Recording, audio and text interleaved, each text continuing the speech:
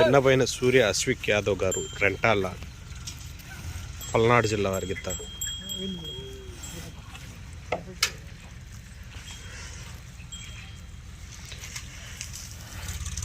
పిన్నపైన సూర్య అశ్విక్ యాదవ్ గారి సబ్జు నిర్వాహకం గిత్త రెంటాళ్ళ రెంటచింతల మండలం పల్నాడు జిల్లా వారి గిత్త.